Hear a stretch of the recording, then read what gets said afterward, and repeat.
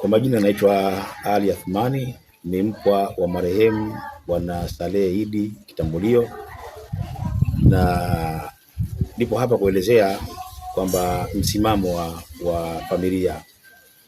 Nafikiri baada ya kupata habari za msiba huu tunaoshughulikia kuanzia mwanzo mpaka mwisho mpaka kufikia hatua sasa, na nasikia kwamba kuna taratibu za kisheria zinaendelea mpaka dakika hii, zinazidi kufuatiliwa.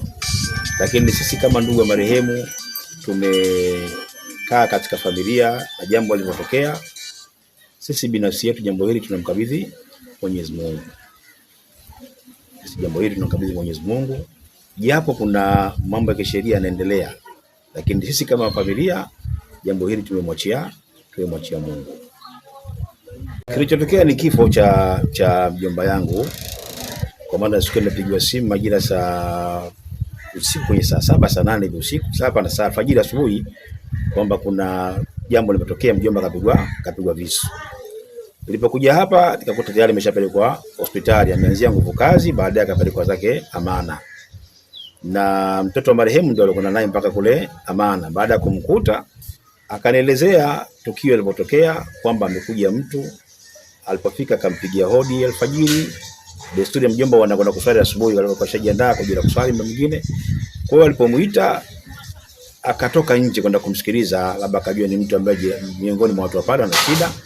Lakini kwa bahati mbaya alipofika ule mtu akamwambia, na kupata bwana, wewe nimekufuata wewe mganga ukanitibie ndugu yangu pale Mkwambiki. Akamwambia mimi sio mganga. Akamwambia hapana, wewe ni mganga. Akasema hapana, mimi sio mganga. Kwa katika maelezo ya hapa na pale, ile bado kuchomwa kisu, kumpiga katika tumbo. Tena alikuwa anafanya kama vile mtu anatoa sida na kata ngozi mbuzi, sijui sababu ameingiza, afaka wanarudisha hivi kabisa. Kisha baada ya kuona tayari kamaliza akatoka akaondoka. Kwa hiyo baada hapo ndo akachukuliwa marehemu mpaka nguvu kazi hospitali.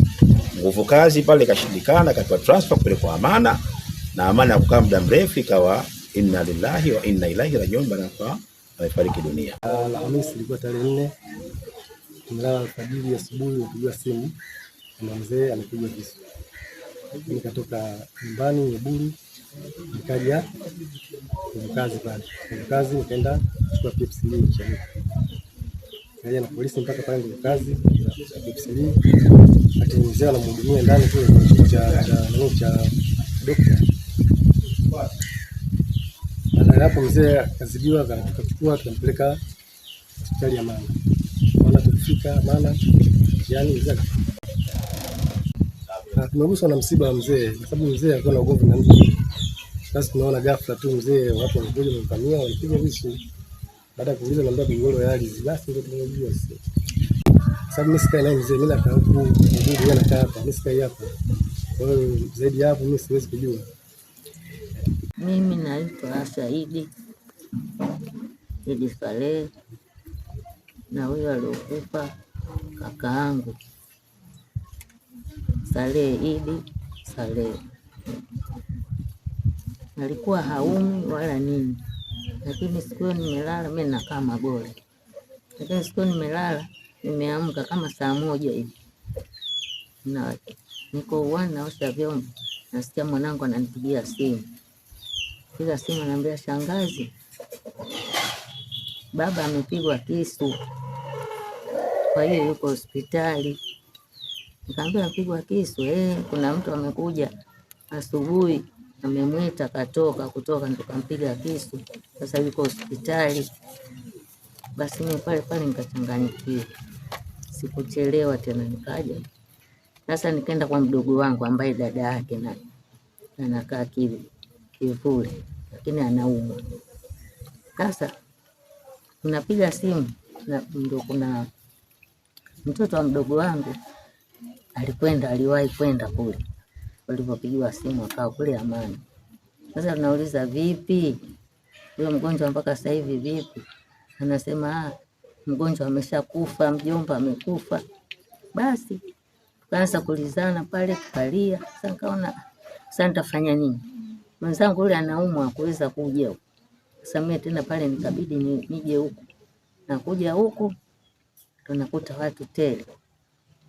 Haya jamani, hebu niambieni sasa, alikuja mtu asubuhi Kamwita, bwana Salehe, bwana Salehe. Naam, akatoka. Kutoka namwambia, we bwana Salehe, we mganga, mimi mke wangu anaumwa, twende ukamtibie, mimi nakaa kwa Mbiki. Akamwambia, mimi sio mganga. Hapana, mimi nimeelekezwa wewe mganga, kwa hiyo twende ukamtibie mke wangu. Asema, mimi sio mganga, alikwambia kama mimi mganga na kuongopea. Basi bwana yule sijui ndo tumwapisu kumjeruhi, kakimbia. Sasa ikawa tumekaa tu tunalizana, sasa tuna jinsi, mtu kesha kufa tutafanya nini?